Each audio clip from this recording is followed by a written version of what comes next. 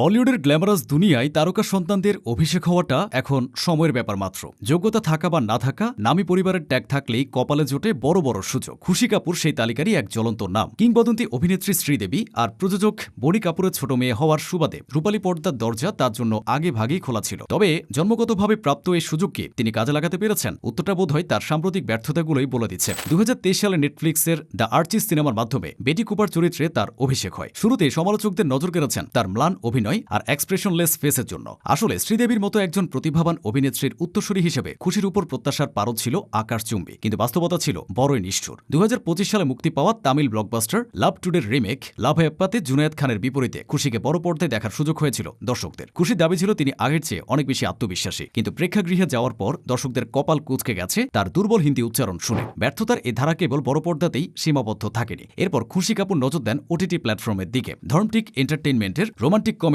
নাদানিয়াতে তার বিপরীতে ছিলেন ইব্রাহিম আলী খান। নেটফ্লিক্সে মুক্তি পাওয়া এই সিনেমাটিও সমালোচকদের তুলাধুনার হাত থেকে রক্ষা পায়নি। খুশির অভিনয়কে এক্সপ্রেসলেস বলে কটাক্ষ করেছেন নেটিজেনরা। সবচেয়ে বড় ব্যর্থতা ছিল ইব্রাহিম আর খুশির রসায়ন নিয়ে। সিনেমা না চললেও খুশির লাইমলাইটে থাকার চেষ্টার কোনো কমতি ছিল না। অভিনয় নিয়ে দর্শকদের মন জিততে না পারলেও বিভিন্ন ব্র্যান্ডের অ্যাম্বাসেডর হিসেবে তাকে মাঝে মধ্যে দেখা যায়। মাইন্ত্রা কিংবা সোল দ্য জেনেরিওর বিজ্ঞাপনে তার উপস্থিতি থাকলেও দর্শকরা তাকে অভিনেত্রী হিসেবে গ্রহণ করতে যেন নারাজ। তারকা সন্তান হওয়ার সুবাদে খুব সহজেই কসমোপলিটান ইন্ডিয়ার কভার গার্ল হওয়া সম্ভব হয়েছে, কিন্তু অভিনয়ের ময়দানে সেই জৌলুস খাটে না। বরং শৈশবে নিজের লুক নিয়ে নেতিবাচক মন্তব্যের শিকার হওয়া খুশি এখন কসমেটিক সার্জারির মাধ্যমে নিজেকে বদলানোর চেষ্টা করেছেন। নিজের নোজ জব কিংবা আইব্রো ন্যানোব্লিডিং নিয়ে তিনি প্রকাশ্যে কথা বললেও প্লাস্টিক সার্জারি যে অভিনয়ের জড়তা কাটাতে পারে না সেটি এখন দিনের আলোর মতো পরিষ্কার। বলিউডে নেপোটিজম বা স্বজনপ্রীতি নিয়ে বিতর্ক নতুন কিছু নয়, কিন্তু খুশি কাপুরের ক্যারিয়ারের গ্রাফ দেখলে মনে হয় কেবল সুযোগ পাওয়াই সবকিছু নয়। শ্রীদেবীর মেয়ের পরিচয় তাকে দ্য আর্চিস বা নাদানিয়া পাইয়ে দিতে পারে, কিন্তু মেধা না থাকলে দর্শক তাকে ছুঁড়ে ফেলে দেয়। অভিনয়ের চেয়ে বেশি ফ্যাশন আর লাইফস্টাইল নিয়ে ব্যস্ত থাকা খুশি কাপুর এখন ওটিটি আর বড় পর্দার জন্য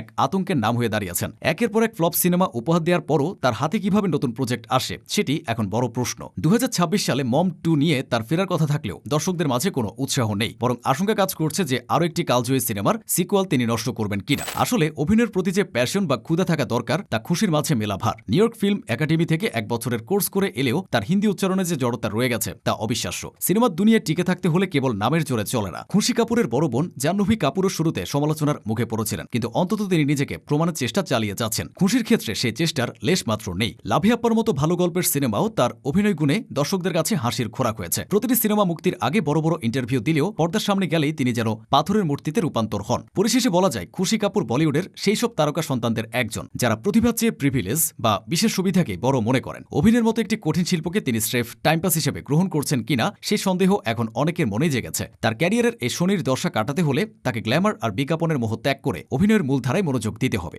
অন্যথায় শ্রীদেবীর মেয়ে হিসেবে নয়, বরং বলিউডের ইতিহাসে একজন চূড়ান্ত ব্যর্থ অভিনেত্রী হিসেবেই তার নাম লেখা থাকবে। একের পর এক সুযোগ নষ্ট করার এই বিলাসিতা আর কতদিন চলবে সেটাই এখন দেখার বিষয়।